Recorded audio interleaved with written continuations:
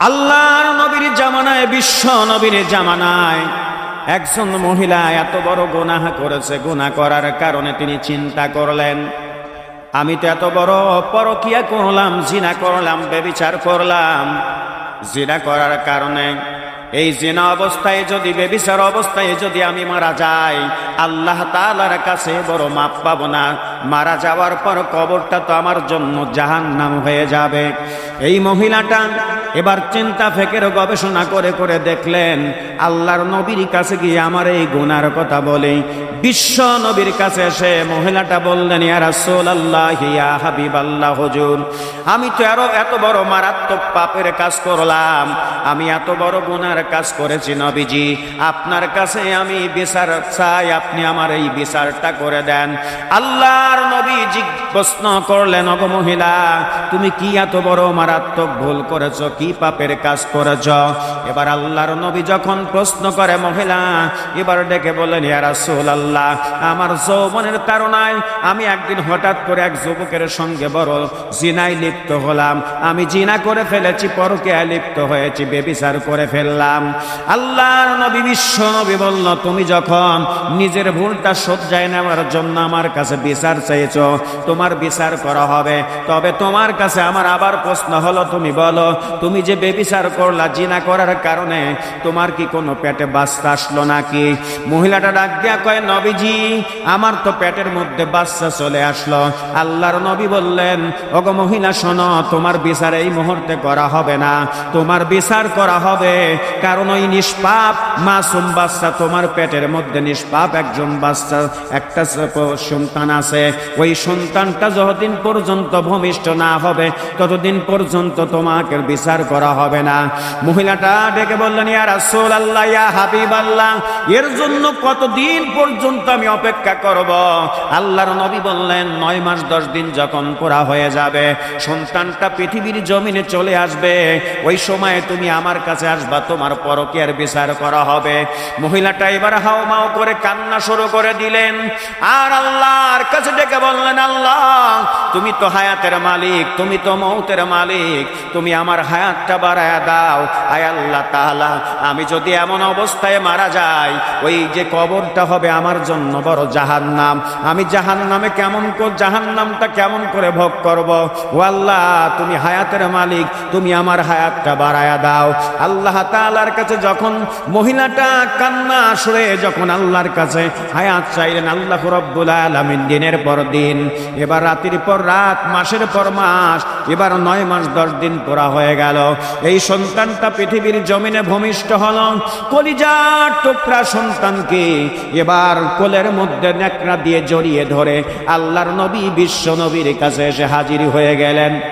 নবীকে ডেকে বললেন, ইয়া রাসূলুল্লাহ, এই যে দেখেন আমার কলিজার টুকরা সন্তান, আপনি আমার বিচারটা করে দেন। আল্লাহর নবী বললেন, ওগো মহিলা, তোমার সন্তানের দিকে একটু তুমি তাকায় দেখো, আল্লাহ রাব্বুল আলামিন এত সুন্দর করে তোমার সন্তানকে বানাইছে, এই সন্তানটার দায়িত্বভার কে গ্রহণ করবে? আর বা কে মাসুম বাচ্চা নিষ্পাপ, একে কে লালন পালন করবে? কারণ শোনো, তোমার বুকের স্তনের কমপক্ষে 17.5 মণ দুধ এই মাসুম বাচ্চাটা পান করবে এবং তিলে তিলে বড় হবে। বাড়তি খাবার না শিখলে তো বিচার করা যাবে না। তবে বাড়তি খাবার যখন তোমার সন্তান খাওয়া শিখবে, তখনই তোমার বিচার করা হবে।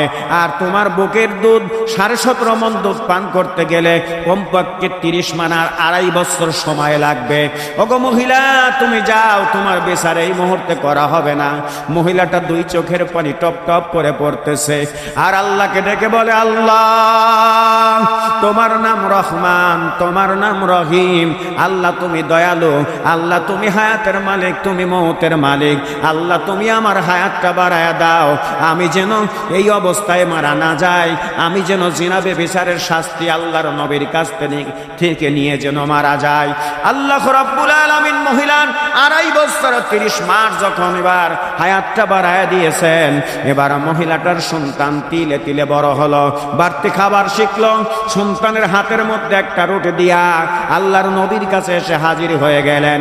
আল্লাহর নবীকে ডাক দিয়ে বললেন, ইয়া রাসূলুল্লাহ, আপনি তাকায় দেখেন আমার সন্তান তো বাড়তি খাবার খাইতে পারে। আল্লাহর নবী বললেন, তোমার বিচার এবার করা হবে। কলিজার টুকরা মুসলমান ভাইরা, যদি মাসালা এসেছে, যদি কোনো বিবাহিত নারী বা পুরুষ জিনা করে থাকে এবং তাকে কি করা হবে, তার বুক পর্যন্ত গর্ত করে এবার গর্তের মধ্যে নামায়া দিয়ে এবার পাথর নিক্ষেপ করে করে তাকে দুনিয়া থেকে বিদায় করে দিতে হবে। আর যারা অবিবাহিত নারী পুরুষ পরকীয়ায় লিপ্ত হবে, জিনায় লিপ্ত হবে, আল্লাহ রাসূল বলেন মাসালা এসেছে তাদেরকে 100 বেত্রাঘাত শরীরের মধ্যে করতে হবে। এমন অবস্থায় যদি মারা যায় তাকে কবর দেওয়া হবে। এবার মহিলাকে গর্ত করলেন বুক পর্যন্ত গর্ত করার পর এই মহিলাকে এবার গর্তের মধ্যে নামায়া দিলেন। নামিয়ে দেওয়ার পর পাথর নিক্ষেপ করে করে এই মহিলাকে দুনিয়া থেকে বিদায় করে দিয়েছেন। কলিজার টুকরা মুসলমান, এত বড় পাপের কাজ যদি আমরা করি, আমরা তো বিচার কার কাছে যাব? কারণ সমাজে বিচার চাইলে আমরা তো বড় এবার অপরাধী হয়ে যাব এবং মানুষের কাছে আমরা লজ্জিত হব, মুখটা দেখাতে পারবো না। এই জন্য নবীর জামানায় হয়তো রাসূলের কাছে বিচার নিয়ে এবার এই মহিলাটা দুনিয়া থেকে বিদায় হয়ে চলে গেল।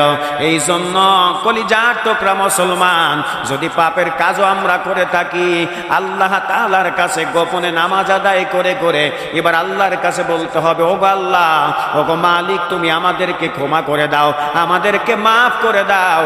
আল্লাহর কাছে বললে অবশ্যই আল্লাহ তাআলা আমাদের পাপগুলো ক্ষমা করে দিবেন। জোরে বলেন সুবহানাল্লাহ।